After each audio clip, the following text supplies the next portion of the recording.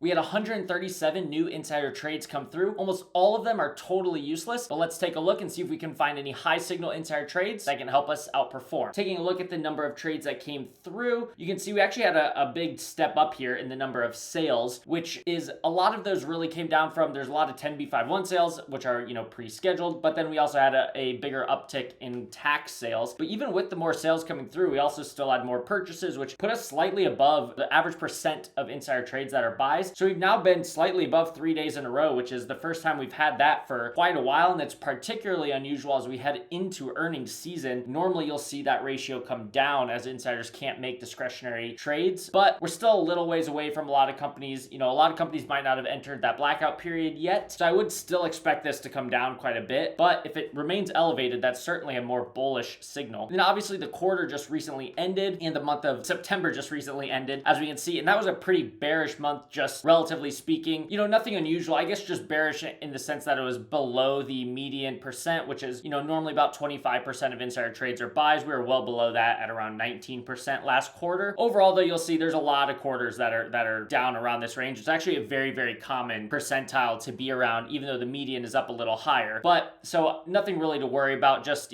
wasn't a particularly bullish month, but we have now had a couple bullish days, so it'll be interesting to keep an eye on that. Let's head over to CEOwatcher.com. Take a look at the insider trades here, pick a date, get the most recent insider trades that have come in. We'll start with the purchases and we'll sort by transaction value, and let's see if we can find anything interesting. Starting at the top here, we see a handful of Transocean, ticker symbol RIG, rig. These are all part of a public offering, just not very interesting when you see those kind of public offerings. I think this one too, actually, for some reason didn't quite pick it up with a flag, but let's see here. I actually don't know, so this one's a little odd.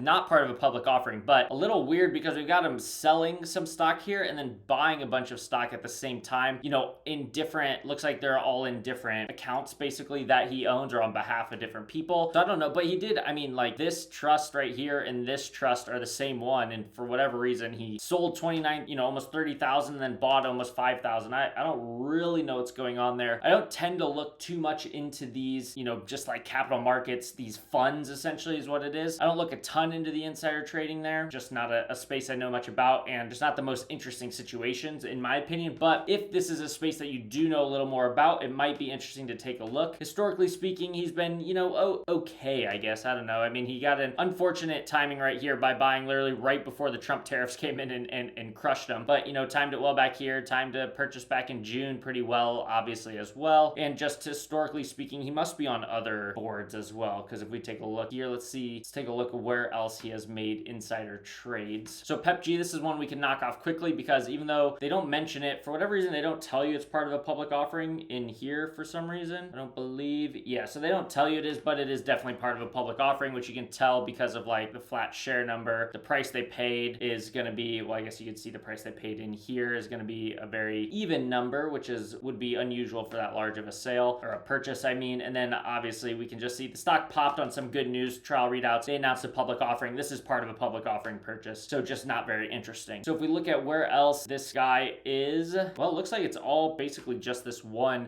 It's all the same fund. He's just been buying. So all this purchasing back here, which as you can see, kind of hit or miss, was, not so good here, not so good here, not so good here, obviously, and then bought in COVID, which worked out. He's pretty up or down, maybe slightly bullish on his insider purchases, but again, not a, just strictly based on the insider purchases, I would put this in like slightly interesting. If this is, if you're interested in these kind of funds, then maybe it'd be worth taking a look, but for me, just not an interesting enough space for me to take a look at. This is another one. This company just IPO'd, so it is actually kind of interesting starting to see this insider buying, at a newly IPO'd company can be kind of interesting. It's just really hard to look into a company like this because they haven't been public, so there's very few filings to look into. There's no, transcripts to read through. There's just not much to go on. So because of that, I kind of a pass for me for now, just because it's hard to look into. Here we do have a pretty interesting, well, I'm going to skip this one just for a second. Another reason here's one reason why you might say today's insider, even though we were above the average in terms of the percent of trades that were insider buys, a lot of them were from Simon Property Group here, which were all just dividend reinvestments. And we actually had a few other, because of the end of the month, or the start of the month, I guess, we had a few other dividend reinvestments going on as well, mostly at Simon Property Groups, but then like Mid-Penn Bancorp as well, you see a few. So I would probably argue, when you remove all of those, that's going to knock out about half the purchases. So probably not quite as bullish of a day as it appeared. But But let's take a look here at Claude LeBlanc at Ambac Financial Services, insurance company. The thing that immediately is going to stand out here from the chart, which if we look at just Claude's here, who's the CEO, we can see at least recently, I mean, not even just recently, but over the last 2 years, all these little dips, he just steps in and buys. Now, the stock hasn't performed particularly well over that time frame. If we cut it down a little bit, though, you'll notice he didn't buy, and then now that the stock kind of re-rated down here, down quite a bit, you know, it went from $12 to $7, so down 40% or something. Now, 3 times in a row on these short-term dips, he has just bought right in the dip, which I think is pretty interesting. And he just did it again, obviously, right here. And then if we look at the company as a whole, looks like he's the only one buying right now, but somebody did join him on the dip back here. Back in May, somebody else also bought the dip. I mean, it looks like they were just a little late on the dip, but when they actually probably purchased down here, it's just the filing came in a day or two later. Just a director there. But let's go take a look. So as you can see, I was actually just looking at these guys. We got Ambac Financial Group here. Let's get a quick idea. Press releases can normally help us get a quick idea, or maybe news. Let's just read through these real quick. They complete a $420 million sale. Truist gave them a $10 price target. You can see the stock's up a little bit, which is nice for me because I did buy this one at open. So let's go take a look now. As we noticed, they completed a sale here. So this was the 420 or 50 or whatever they said. $420 million sale. Completed the sale of its legacy financial guarantee business. And as we can see, this is what you like to see. So when we're looking for I'll go look in a second, but you can see the stock is down. When we're looking for what, this is going to kind of fall more into a turnaround pitch type of play because the stock is down significantly over the last one or couple of years. And we are now seeing, a strategic transformation. So a stock's only going to turn around if something's changing and something positive is happening. So we've got a long-term stock is down, started to turn around recently, which is nice to see. And now you're seeing them say a strategic transformation, which they're transforming into a pure play MG&A and specialty insurance platform. And so they're selling off their legacy financial business, and this now kind of completes their transformation there, or, at least, I guess it completes their transformation. Now it's just seeing how they can execute on that transformation. And then if we take a look here, they also acquired a leading supplemental health program manager, which is, again, them taking steps now toward executing on this transformation and becoming this pure play player. So on top of that, they bought them from Serious Point for $250 million. Then somewhere else in here, let's just see what the CEO says. The addition of Armada Care material accelerates the growth and acceleration of our distribution platform, strengthens specialty product diversification, and expands relationships with distribution and capacity partners. Led by CEO, they have a proven track record of building successful businesses, blah, blah, blah. All right, we welcome them in. Yeah. Now, the strategic and financial rationale here, they're even telling you why they bought it. Diversifying their business, differentiated business model, deeply integrated carrier relationships, complementary capabilities with revenue synergy, and it strengthens their financial profile, which here's a big one. The transaction is expected to materially accelerate Ambac's path towards its 2028 EBITDA target. So we know they basically have this plan, strategic turnaround, focus, they're moving, or strategic transformation to be this pure play player with a path toward they have 2028 EBITDA targets. You can quickly see, how they paid a combination of cash and debt, comprising 120 commitment from Truist Bank, which does seem a little interesting. Truist Bank also, as you remember, just gave them a $10 price target or whatever it was. They then tell you we're going to talk about our strategic priorities on a call. So overall, what is the story? We've got a turnaround story. We've got some good news because they've been doing a strategic transformation. They've given us a target, 2028 goal, what they're going after, and we've got them taking steps toward that target. And then we can go take a look now. Let's go look at the transcripts here. Let's go look at the M&A call, and let's go see what they have to say. They're telling you about the sale of the business and then the acquisition they went through. A little bit of info about the acquisition, price they paid. What else do we have here? Synergies. They'll tell you about the synergies. It'll represent about 25% of Ambac's portfolio. The acquisition should be immediately accretive to EBITDA and then accretive to earnings and EBITDA margin in 2026. They paid off $150 million in debt, a new $120 million 5-year financing. Now, another good news, we've got share repurchases. They reinitiated with $35 million on their share repurchase program. So we've got now this whole new strategic priority, this whole transformation undergoing, and we have share repurchases. On top of that, they're going to also be able to remove some board fees by, combining these two companies into one. Let's see, what else do they say? Anything else interesting here? So they also got Armada Care's long-term carrier relationships and a new 5-year capacity agreement with Serious Point, provides some room for growth. So the company company they bought it for. Comes also with a 5-year capacity agreement. And now we get a little more info. They're trying to achieve $80 to $90 million EBITDA by 2028. And if you just do a quick, I mean, it's not the best way to do it, but if you look at how much they paid 13.8x for, you know, this company that's obviously in a similar field as them. So if we'll go down a little bit, but if we were to do 13 times like 80, which is their target down here, that's, you know, a little over $1 billion in terms of valuation. So that'd be a 3x from here. Assuming they hit their own goal of at least $80 million, and then they get a similar-ish multiple as for this acquisition. We even haircutted both of them a little bit. That gets you over $1 billion valuation if they're able to accomplish it. So this pretty much lays out what the whole plan here is and what they're going after. Now, if we take a look, okay, well, where are we at? We know that's going to 3x them. What is their progress towards the goal, or what is the starting point here? And we'll pretty quickly find out that it is a pretty ambitious goal, I will say, because if we take a look at EBITDA here, their EBITDA is like 0. So now if we look historically, it's like all over the place. So, but you know, they've been selling off businesses and all that stuff. So I don't actually know exactly where it's going to normalize, but at least over the last few quarters, well, I mean, the most recent quarter, they had basically 0. And then they were, you know, maybe in the low single digits. So kind of regardless of how you look at it, they got quite a ways to go to hit that EBITDA goal. However, pretty easy. I mean, this is a pretty easy transformation to track, right? Which is always fun. We know exactly what we're looking at. They're trying to get to $80 million EBITDA in 3 years. Like, we need to start seeing this EBITDA number go in the right direction. As long as it's going in the right direction, they're on path or on track and, you know, have massive upside. So overall, I think very clear story, and it looks like the CEO is pretty confident in it, buying every single tiny little dip that he can find. So very compelling insider buy right there. We have one more compelling one, which I won't talk to quite as much because we've already looked at this one quite a few times. But we've got the CEO at Star Equity Holdings, who has now been continuing to buy the stock here, as you can see. So this one, he bought and sold, but I don't know exactly what he was doing there. I think he was just like moving accounts or something. A pretty odd one, but he's been buying the stock pretty consistently, you know,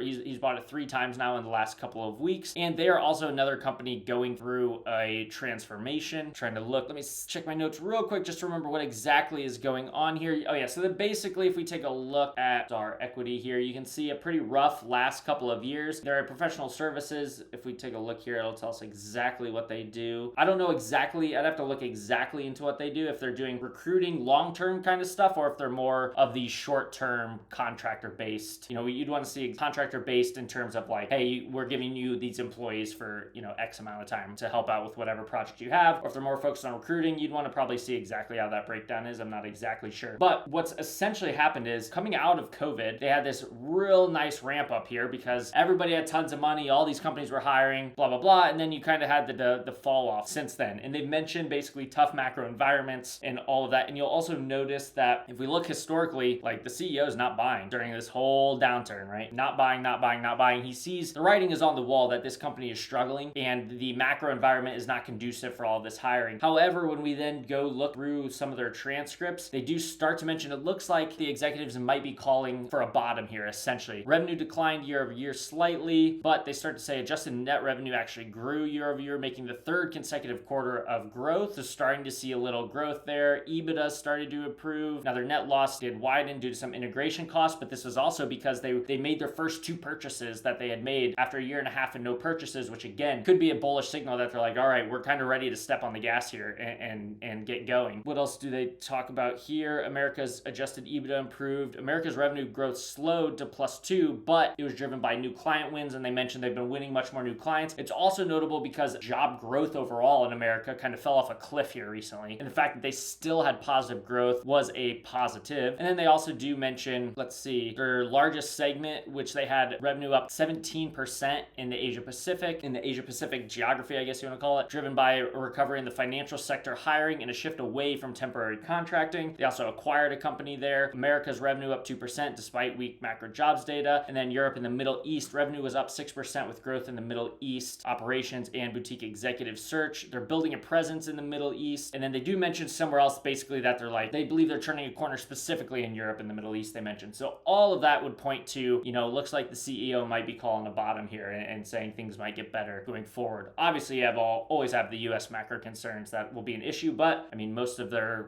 revenue is actually from Asia Pacific, which kind of dwindles, you know, curbs that effect a little bit, curbs the U.S.'s impact a little bit. Let's go take a look at sales now and see if there's anything we can find. Lilly Endowment, they've been selling some Eli Lilly stock for a while. You never know why, you know, I mean, this is a philanthropic arm, so you never know why they might be selling there. Now, Fluor Corp, or however you pronounce them, has been just unloading, NuScale Power, which this is one of those ones where it's a lot of selling pressure. They've sold $460 million of the stock or something, and they don't really show any signs of stopping. They still have a few sales left in them if they're trying to dump their entire holdings. And the stock has gotten very expensive. The stock is up 700% in the last 2 years, 200% in the last year. It's gotten very expensive, the stock has. However, obviously you've got the whole AI data center CapEx spend needs more power. And in that case, if you tried to short this or sell this company, as long as that story holds up, you risk getting your face ripped off by just good news coming out, a new power contract signed or anything along those lines. However, I do think it is notable that both at Oklo and NuScale Power Corp, you are seeing insiders start to sell the stocks in very, very large size. Here we've got a sale right after terrible. They apparently missed, it's a biotech company. They must have missed clinical trial they were running. That's enough for me. I don't know if there's really much signal there. The stock got crushed, so there's not much to say. This one is kind of a weird, this is just a tiny company that I don't think there's much you can do here, but they're selling some sort of, I don't know what they're selling. I don't really understand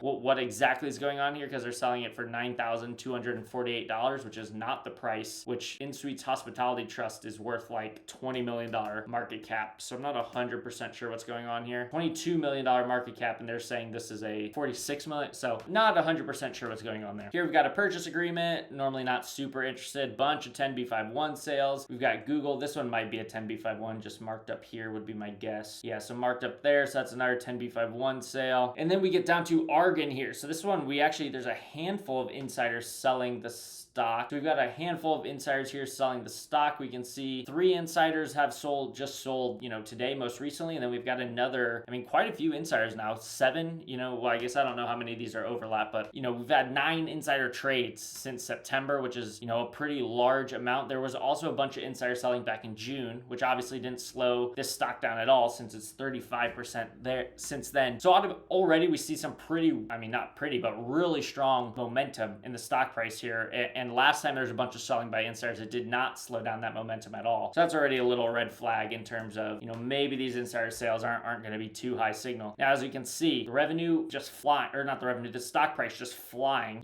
super strong momentum, but backed up here by very strong earnings per share growth. So it kind of makes sense. That's doesn't look like a company that's struggling or necessarily where the price is getting out of hand. My hunch would be, historically speaking, they're probably going to look a little more expensive. So yeah, so they're certainly on the expensive side of things. All-time high. Well, I don't know what went on. Something went on back here in 2020, but very, very expensive price. But the numbers are also looking quite a bit better than they probably ever have. And we can kind of also just go take a look. What do they do? They provide engineering, procurement, construction, blah, blah, blah, and serves to, here we go, the power generation market in the United States. So the power generation market is one of the highest momentum markets in the United States right now. Obviously, electricity costs are going up, and it's all due to AI. So again, it's interesting that we're seeing so much insider selling at these companies now. We've seen Oklo, we've seen NuScale, and now we've seen Argan, all in just the last couple of days with insiders selling. And all of them, and Hallador has had a bunch of selling, and Hallador actually had more selling today, which we'll go see. And all of those are trading at all-time high valuations. Stock price is up an insane amount. But again, it's kind of hard to argue with the numbers necessarily, because it makes sense. It's got a strong story, it's got strong momentum, and their fundamentals are actually very, very strong. And if you go read, if we were to look through, their numbers, let's say, and we just kind of look through what we have here, they've got 23%, Q2 revenue up 5% year over year, Q2 margin up 500 bips almost, Q2 gross profit up 42%, net income up 94%, earnings per share up 91%. They're just crushed. Obviously, there's real risk that just kind of Americans revolt on the amount of spending going on on the electricity for these AI companies. But at the same time, who knows, maybe the United States government steps in and does some sort of subsidies or something that could keep this train going. But these companies are very expensive and very, very reliant on the AI CapEx spend and all the power that is needed. At some point, that's going to fall apart at some point, and then these stocks are going to go way, way down. But that could be a long time we could still get years more of massive growth out of these companies. So I definitely have no interest in trying to time that short perfectly. But if we do start to see things turn around, these things, they have a long, long way to go. It's at 270. It was at, just 2 years ago, it was at $30. So the stock could fall, when things do turn around, these stocks are going to fall a ton, and you don't have to catch the top if you are interested in shorting those companies. What else? Let's see, maybe take a look at one more. So we had all the selling at Argon, and then yeah, we've got the same, well, here's just a couple quick ones to end here. We have the same story here at Hallador Energy. I'll just very quickly, I mean, look, it's gonna look exactly the same. Stock price flying up. In this case, actually, this may be a little more interesting, because earnings are going the wrong direction for them. Now, when we did read the transcripts here, they claim it's gonna be short term. Basically, they claimed it was due to cyclicality, and then also they had a planned maintenance on one of their, whatever they call it, plants, I guess. So both of those, they said, caused like the quarter-over-quarter decline in some of their numbers. However, you're seeing forward estimates come down too, which is, further looking ahead. In which case, I'd say in this case, this story is not quite as friendly because their numbers, if you go read their transcripts or everything, are not trending as nicely in the right direction. And you'll see they're actually down quite a bit more today than Argon was. But this is another one. The stock's up, however much. It was $1 back in 2020, and it's up 100% in the last year. It's probably up, let's see here, if we go back to here sometime, it's up, I guess, only 100% still. So it's gone up much less too, but the numbers are worse, which a lot of times, you might take something that's a little less overvalued if the numbers are telling a much worse story, which let's go take a look at the valuations. I think the valuations, though, are going to be equally as expensive. So in this case, yeah, like EV, EBITDA are way up here. Their price per earnings actually is not terribly weird or terribly out of sync, but normally we'd probably use EV, EBITDA in this case. Not the highest, as they were a little bit higher before the stock came down a little bit, but still all-time high. Similar story as expensive valuation as Argon was. And then if we look here at NewScale, they're actually going in the other direction with a 6% up today. But as you can see, they've gone from $2 to $39. So this is maybe even the fastest grower of all of them. Their earnings also not nearly as friendly in terms of the forward estimates as Argon's were. And then if we take a look at the historical graph here, they don't have any data for us to really be able to, I guess we're gonna use EV sales, but they're trading at 70x EV sales, which historically speaking is a little expensive for them, but nothing too crazy. But 70x EV sales for like an electrical equipment company, compared to peers, is going to be pretty expensive, and they're not making any money, so we can't use like EV EBITDA to check it out. So in this case, we kind of three actually slightly different stories. We got Hallador Energy, worst returns, though still up 100% in the last year, but partially because their earnings and stuff are doing the worst. And then you've got NewScale sort of in the middle, up a ton. Maybe, one could argue this is the worst scenario of them all because the stock is up, 20x, not quite, 16x in the last 2 years, while earnings have actually come down, or earnings estimates have come down in that time. Still trading very expensive, and they just don't have any earnings, which is kind of the whole problem here. And then you've got, on the other end, you've got Argon, which is also up a ton, also super expensive historically, but by far has the strongest numbers of all of these guys. So overall, you can get your face ripped off again in this sector if you're wrong or if bullish news comes out. But I do think at some point these things are going to roll over and just get absolutely hammered, and it'll be an interesting place to look when that does happen. Now, Costco is another one where we just saw an insider selling yesterday as well. So now I've got a couple days of insider selling, both by senior VPs here for about $4.5 million, $3 million by the senior VP, 1.4. This guy's actually not a senior VP. He's just a normal VP. Historically speaking, they haven't timed their sales particularly well, so not the highest quality insider sale just on their own, but a pretty easy story to put together because Costco is historically expensive. If we look over just the last few years, it's actually flattened out. Over the last year, it's only up 5%, even though, and looking historically, look how much the stock is up 2x on this chart while earnings are flat or even slightly down. Earnings estimates are flat to slightly down, which that immediately means when we go to valuations that they are going to be very high. So yes, very expensive, way more expensive than they've been in quite a long time. This is a pretty easy story of just the stock already trades expensive, a 40x average PE ratio, which is already high. They've always been an expensive company for good reason, one of the best run companies in the world, but we're already quite a bit above that, about 10 or 12% higher than average. So quite a bit of room for that stock to come down. And then on top of that, you don't have any of the forward estimates and stuff aren't particularly bullish, and the stock chart's not particularly bullish. So I think in this case, it's a pretty clear story of just hey, the stock's really expensive. Consumers are barely concerned about prices of stuff as all these prices are going up. There's tariff concerns here. You've got insiders selling. Their earnings aren't going up too much, and the stock's super expensive. So pretty easy story there, and one that may be worth taking a look at if interested in adding to your short book, or if you own it, this is certainly not a stock that I'd be interested in owning right now. So you can head over to CEOWatcher.com, look through all these trades for yourself, and don't forget to like and subscribe, and we'll see you next time.